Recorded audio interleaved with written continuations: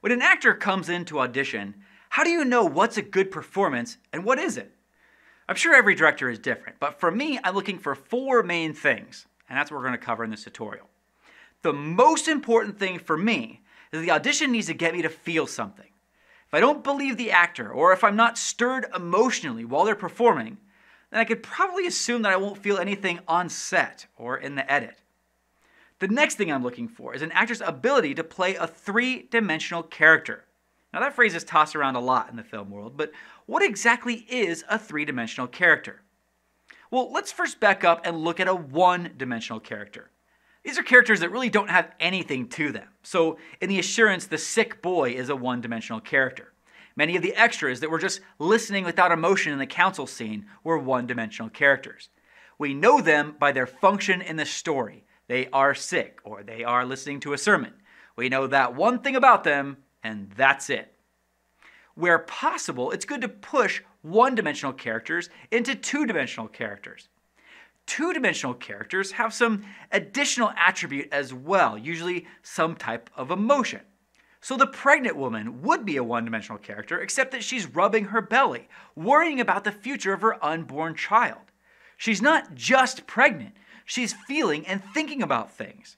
And this elevates her to a 2-dimensional character, which is great for an extra. For main characters, however, 2 dimensions are just not enough. 2-dimensional main characters are the Snidely Whiplash type bad guys. Now, go light a fire somewhere. They're just diabolical for the sake of being diabolical. This isn't the way that people really are. Bad guys are never really purely bad, and good guys are never purely good. People are complex, People are contradictory.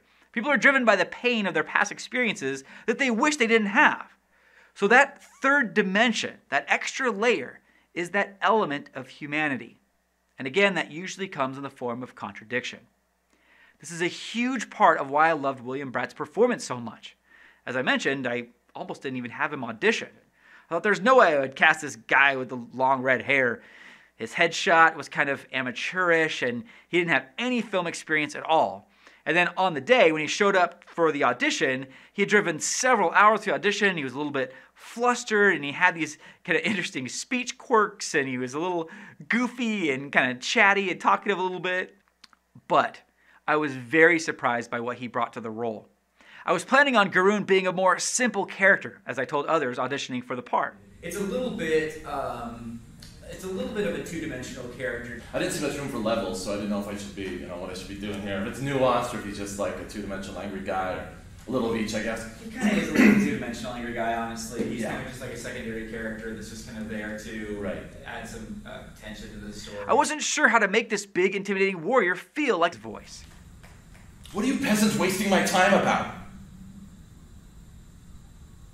Impossible. This big, intimidating war questions also demonstrate an interest in doing the part well. The final thing I'm looking for is the personality of the actor. Will we work together well?